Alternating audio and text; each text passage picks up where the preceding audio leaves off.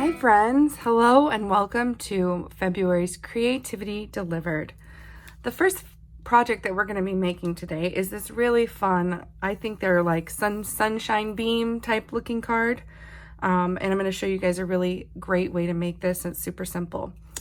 So the supplies that you need, for my customers, and I can't speak for Ashley's, but my customers, I did not cut you the strips because one, I wanted you to choose the colors that you want, and two, Ashley and I tended to like the same colors, and we used a lot of that product on your other cards. So you're really going to kind of have to pick whatever you have left to use. So you need a bunch of strips of designer series paper that measure 1.5 by 4. And you want to make sure you cut them down to 1.5 by 4 before you cut them diagonally. So I'm going to show you guys how to cut them diagonally so that we have the strips that we need. So you're going to take a couple. I can cut like about 3 at a time. And you're just going to put them into the cutter diagonally. It doesn't matter which way, just cut them diagonal. And you're just going to cut from point to point like so. Okay, now you want to keep them facing the same direction. You can use the backs, but it's gonna be really important that we keep these going the same direction. And I'll kind of get into that a little bit more. So I'm gonna cut a couple more strips, maybe the back sides here this time. We'll cut them diagonally. And we can always turn these over and use whichever side we want. Okay, so now I've got some diagonal strips, and if we need more, we can cut more. I have a couple more pieces. Okay, so you have a piece of basic white that is 4 1/8 by 5 3/8. I recommend getting a ruler and getting a pencil for this next step. I'm gonna grab my little mechanical pencil here. I'm gonna have my ruler. And you're basically going to choose, and let me use my card as an example. I wanted my center to be kind of off-centered, right? So like the point at which all of my triangles meet is kind of off-centered on the card. So you're gonna pick where you want that point to be, and you're gonna draw straight lines across. So I'm gonna say I want it a little less than halfway down my card, and I want it a little bit more to the left. So I'm going to go right about here. So now I know that this point here is going to be that focal point of my card. Okay. And we can erase the pencil marks if we need to later. So now what we're going to do is we've divided this card into 4 quadrants, and we're going to take our strips and starting in one quadrant. So meaning we're going to start in this box here. We'll do this box first. We're going to glue our strips. And the first one I'm going to glue right on that line that I drew. Okay, so it's going to be flush with the line. And I kind of like to dry fit my pieces first. But you're going to create a little space and put your next strip down. And then you can do your next one. And you're just leaving a little bit of space in between each one. And we'll glue these down here in a second. And then let's see, do I have a different shade? I think they're all the same. Let's do another. Maybe I'm going to cut this one down. Hang on just a second. Oh, this one's polka dots. These are super cute. I'm going to cut another strip down here off camera because I want a different pattern. Okay. Oh no, I think I cut them. Okay, I'll do a polka dot. Okay, and then my last one here will be the polka dot. Now, as I mentioned, you want them to be all going the same direction. You don't want to have one that's facing the opposite direction, or otherwise it's going to throw off the spacing. So you want them all to be the same direction. They're all cut and at the same, I guess, direction is the best term I can use to describe that. All right, so once we've gotten that figured out, we're going to put adhesive. Now, I recommend liquid glue only because there's this little fine point at the end that you want to get glued down really well. So just going to put that down right along that line, and then we'll just keep going piece by piece.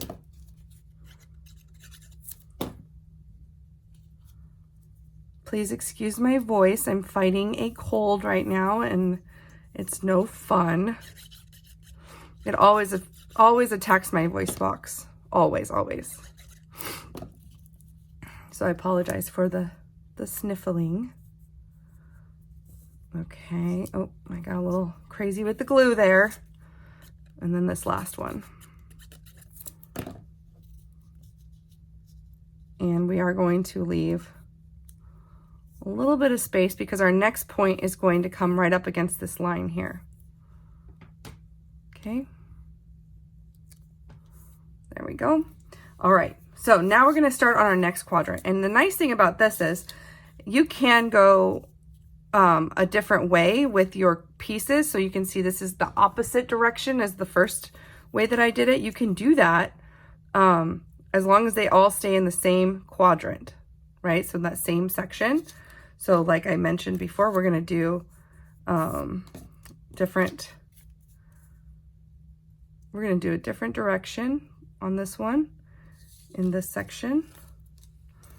And like so.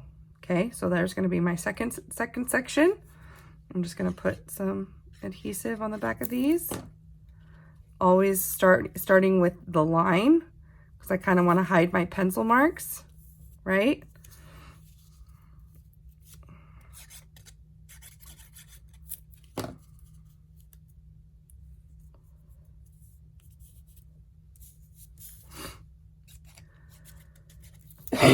Excuse me. Okay, and then our last piece here. Right up against that line. Now the nice thing is all this part here in the middle won't be shown, right? It's going to be hidden. So even if the points are ugly and stuff or not cut perfectly, that's okay. And if it sticks because my glue got out a little bit, that's all right too, because we're going to trim that down. So let's go ahead and put our next little section here so we can, and I always like to dry fit like my pieces just to make sure I like the pattern. Excuse me. Make sure I like the pattern, the colors, and all. Okay, so I think I'm going to go with that. There's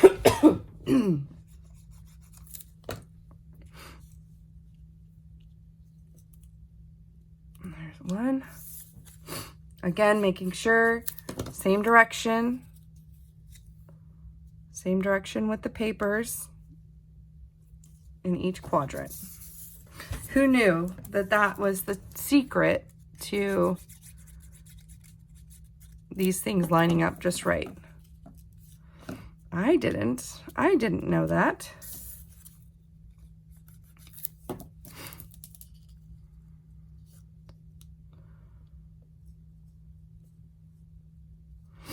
Okay, and then we have one more little quadrant. Excuse me, one little quadrant left to do. And let's see which way we want this to go. We will figure that out here right now.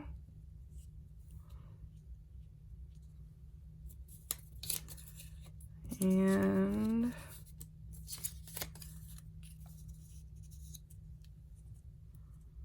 how about that? That looks good. Okay, so let's glue these on.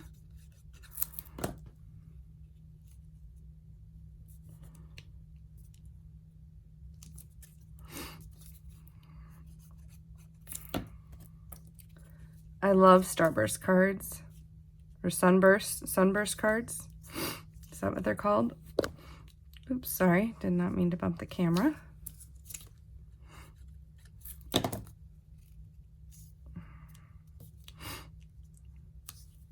I feel like I've got a gap here, so I could, you know, I'm gonna leave it.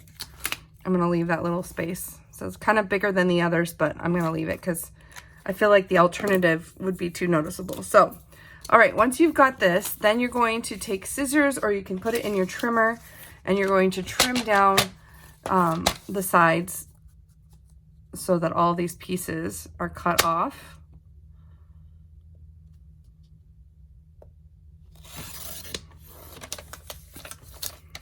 Nice. That was a good one. Got that nice and close. super easy, great technique to use your scraps with. And I love the whole pencil grid section thing because I feel like it makes it so much easier and it just comes out cleaner. One more section here.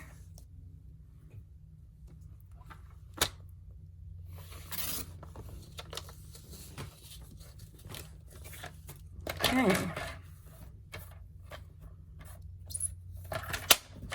All right, so there is our final starburst, or sunburst. I keep calling it starburst. We can glue this down to our piece now, like so. Oh, what did I do here? Oh, I glued that to, okay, hold on. So what I actually did to create that white border is I cut this down to, I cut it down to 4. I apologize. I cut this down to 4 by 5 1/4.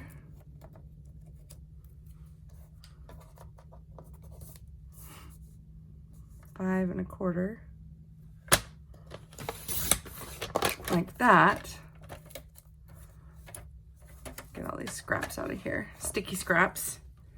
4 by 5 1/4. And then I had another piece of basic white that was 4 1/8 by 5 3/8.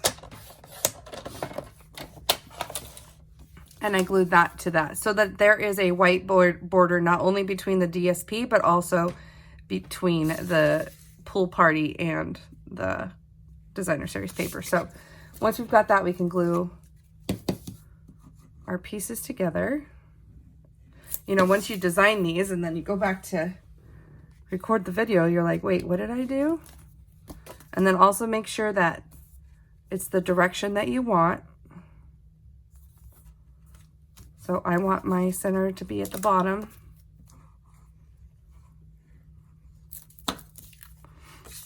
So we'll put that down.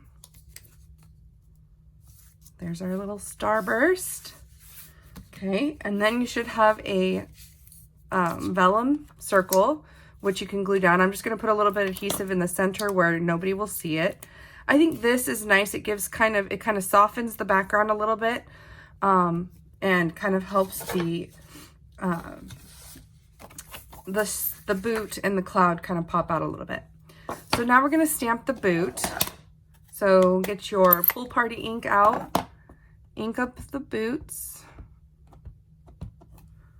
and stamp that, and we'll die cut that out here in a second. And then we're going to punch the cloud using the cloud punch.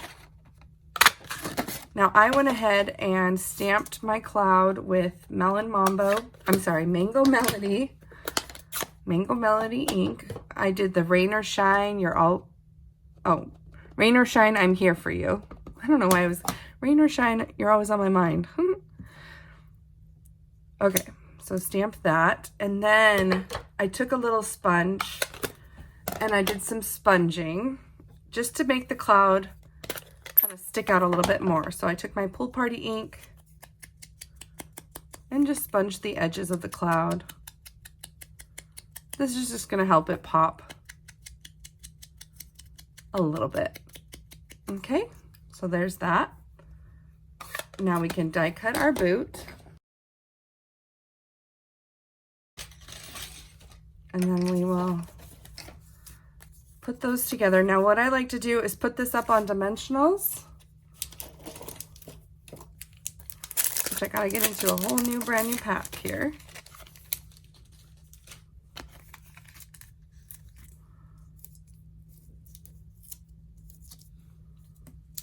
So pop our boots up on dimensionals.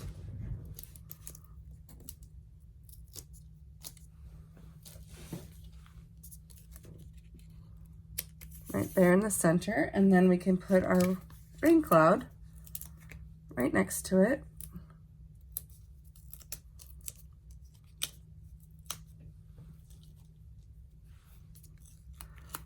Right on top of our boots. And there you go. And then you can always embellish with your our silver and clear epoxy essentials. And I would probably use the clear ones. And I would take some of these raindrops and maybe put a couple on the boots. Like so. Or you could even take some silver ones. Oh, that's kind of cute right there on the ring, on the cloud. Silver stands out more. So if you want it to stand out, it's kind of cute there. You could put some circle ones down here. Like so. Just have some cute little embellishments. And there you go. Card number 1 is done. This one doesn't have any embellishments, so you can see the difference. I kind of like the silver. It's kind of cute. Okay. Thank you, guys.